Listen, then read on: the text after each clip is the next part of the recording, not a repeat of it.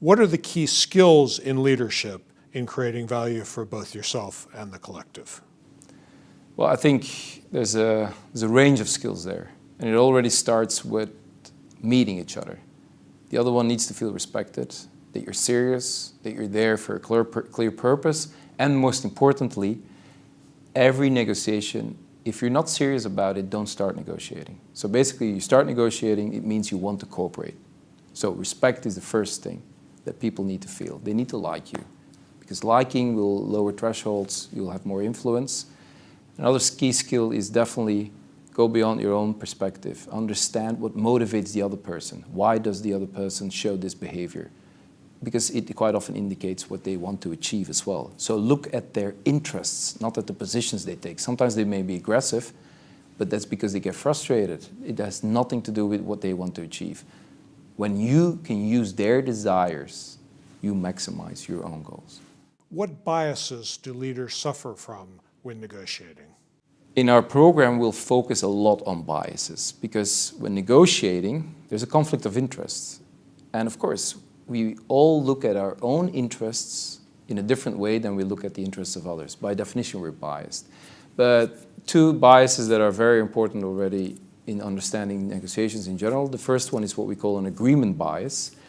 So if you ask most people, how does a negotiation feel? What do you think about a negotiation? Most answers will be pretty negative. People will feel excited, but in a negative way because they'll feel restless, anxiety, stressful. They want to have it over with quickly. So this is why we call it an agreement bias. People are very happy and relieved when they get to an agreement quickly. But the point is actually finding the right agreement, which may take time, which may take different routes. So don't fall prey of the agreement bias. The second one is the winner's curse. And it's related to it in a sense. You get an agreement quickly. You see the other party was very willing to go along with it. Yes, you have an agreement. Yes, you may have won because you said, I want this. They give it to you. And you see they're very happy. You're not going to be happy because you suddenly realize, I didn't sell it well. Probably I could have gotten more because they're too happy for such a quick solution. So those are two biases that people fall prey to. As a leader, do you always need to be a tough negotiator?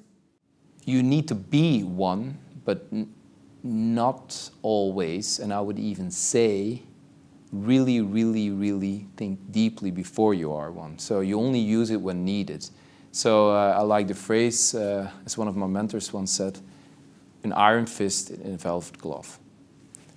And that means it relates to the threats people make. So threats you only make at the really ultimate end, when you feel you have to put pressure on people. And also then you still have to realize if you make a threat, you have to follow up the threat, else you become not credible anymore for future negotiations, because that's an important aspect as well. There's nothing as a one-off negotiation. Your reputation is determined also about what other people say, and you will have to negotiate in the future anyway with other parties who may know other parties. So in that sense, always be careful with being tough. Can you lead negotiations, or is that just a dream? Well, I think most people think it's a dream. What I like to do in our negotiation program is really focusing on how to make that dream come alive. Leading negotiations, for most people, sounds very challenging and probably even threatening, because it means, why do you need the other one if you're leading? Do you need the other one?